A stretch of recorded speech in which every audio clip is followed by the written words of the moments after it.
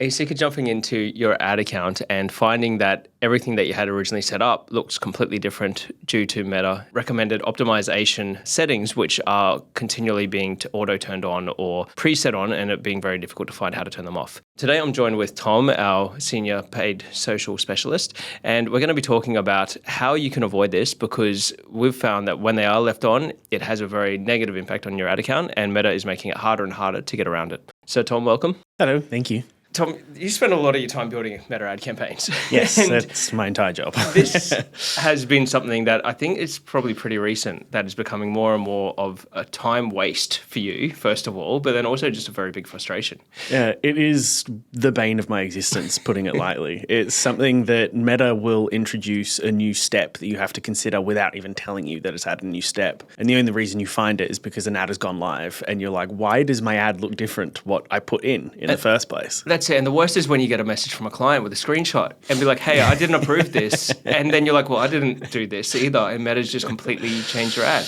Yeah, Meta loves to blindside people. Yeah. I mean, from a client side, they don't get it as they should. Like they're paying us as experts to be able to do this. But Meta is just working against us in so many ways at the moment to try and push their agenda of use all these features that we think are really cool, but we've found do not really work. Yeah, exactly. And like even 90% of the time it doesn't work. You will get the odd one that on occasion will work, but it's always a very niche kind of example of what it is. So let's go through the list of, I guess, the main thing. We'll try and get through all of them, but the things that we're finding when you going through the process of setting up an ad account, what is it that we need to be paying attention to and making sure that we're removing, clicking through, finding the settings or anything. So let's start with what's your first number one? The first number one is when you get to your audience settings. Yep. When you are creating your audience, particularly if you are going after a remarketing, one box that they always have there and they move it constantly, so it's never going to be in the same place twice, is I've actually written down an entire list here.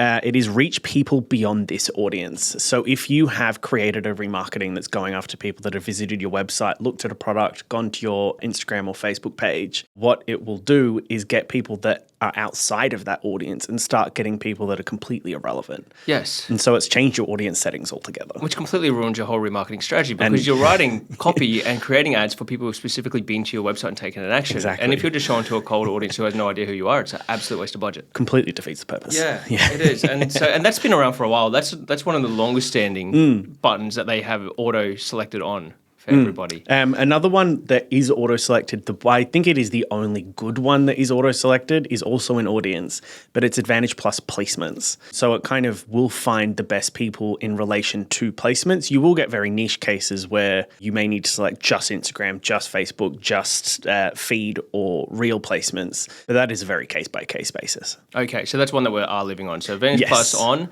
Optimize my audience to reach a larger audience off. Yes, when we're talking 100%. about audiences. Okay. Yep. The next thing that I found when I was helping out with a few campaigns is that catalog is something that's being pulled in. Yes, that does come down to when you are building your ad.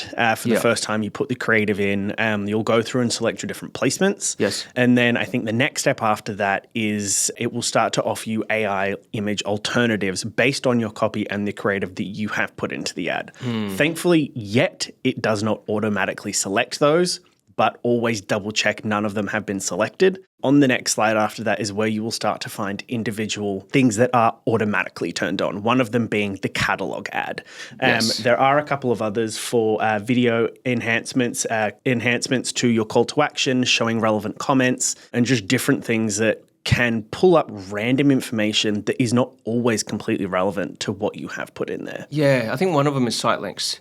And yes, we're used to site links on Google Ads. That's great. It makes your ad bigger in the feed and it adds a bit more context to what you do. But I feel like for a Meta ad, you have a pretty specific idea of where you want to send that traffic. And you don't want to give a bunch of options and be like, hey, we don't want them to see our terms and conditions page, which automatically is going to get pulled into your ads. Exactly. And site links on Meta ads can show up in 3 different sections. Yeah. So it can show up when you're first building the image area before you select the placements. It can show up in the last section where it has a list of the enhancements.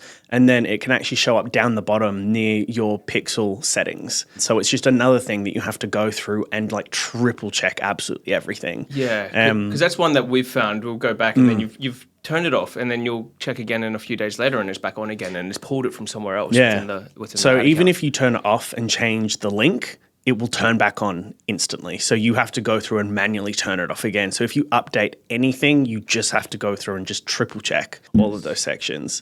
Even if you go through your image selection process and have turned off all of your enhancements, and then you selected OK and you're back to the original view, you have to then scroll down to, I think it's about a third of the way down, and double check that all enhancements are 0 out of 12 or whatever it is, because sometimes they actually have some hidden enhancements that they don't actually show you on that screen. Yes. And in some accounts I'm actually in at the moment, they've removed the option. There was a toggle you can turn off all enhancements. They've removed that altogether. I noticed that. That's frustrating because then you've got to individually do every single one of them. It takes so much time.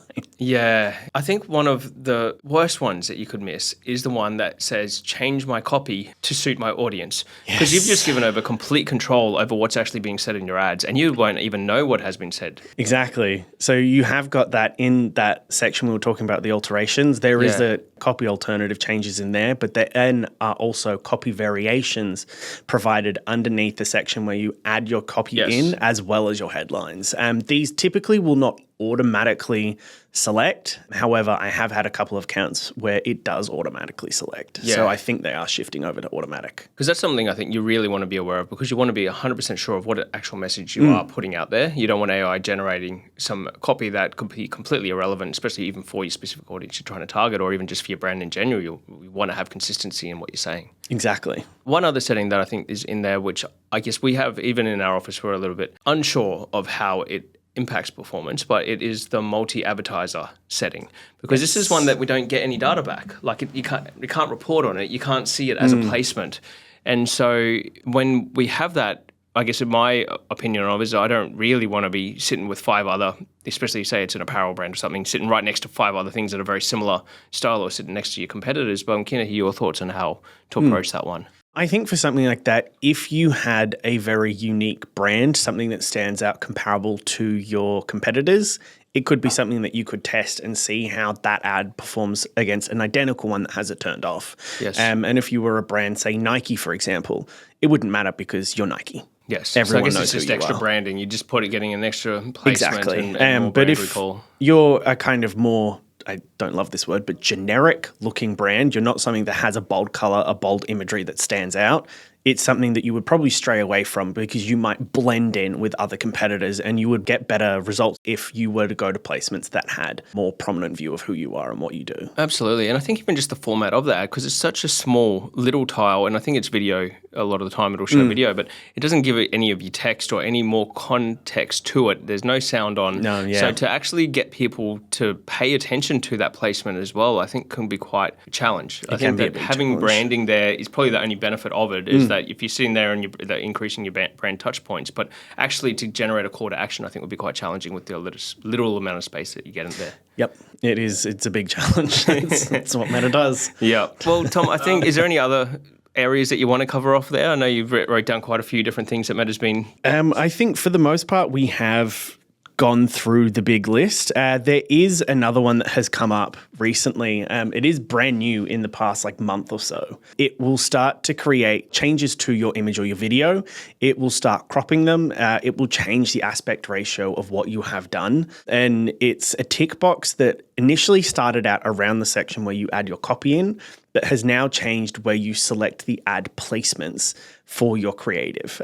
So when you have the feed, the reels, as well as the horizontal one, there's a little text box above that. Ensure that it is ticked off. Otherwise, your image will come out completely messy and it will not look like what you had put in. Okay, so this is for, I guess it extends it or whatever, manipulates the image to be able to fit the placement properly. So yes. I guess the only use case for this would be if you had limited assets and not a graphic designer who can size them to the right size, and at least you can see it though, can't you? Does it actually show you, or is it you're just clicking that box and then you don't know what Meta's going to put out there? Are you it does not give you a preview. Okay. Well, it'll just do whatever it wants to do. Okay, you definitely want that off then. I was thinking if it was going to resize your images for you and actually you could check it before it actually went live, then that would be maybe a kind of useful feature, but if you can't see it, you definitely don't want to be running that. This used to be one that was hidden under a drop-down box that we had never seen before until we came across the problem and we had no idea why this ad was being changed. Yeah. And then they hit it. It was like one of those little arrows that you click and then all of a sudden this selection appears. Yeah, okay. That was never there before and it's not even labeled properly. Yeah. I don't understand why Meta's putting all these in here. Like, it feels like they're working against the people who are trying to spend money on their platform. It doesn't make sense, but I guess maybe I don't know. I don't expect it's going to get, well, we know it's not going to get better results. So why force it on people who are going to not get results and then stop spending money on the platform? It's a bit strange. Yeah, it feels like a big juxtaposition against what you should be doing, kind of treating the people giving you money very poorly and not giving them the tools they need to actually succeed and not making it simple enough that someone who doesn't do this as a job full time could jump in and do themselves. 100%. And that's the challenge. And they're trying to make it so simple for people to be able to come on and spend money on the platform. And I guess they always have. And it's kind of like on Google with the Performance Max campaigns where you almost clicked a few buttons and you had a whole campaign up and running, but you could not really see or understand what was really happening within it. And I feel like Meta's sort of heading in that direction where you're getting a lot less control and a lot less visibility on what's going on within the accounts. Yeah. So constantly fighting. Constantly fighting. So thanks for joining, Thom. Thank you for having me. We'll be having Thom back to discuss more on Meta ads in the near future. Thanks for watching.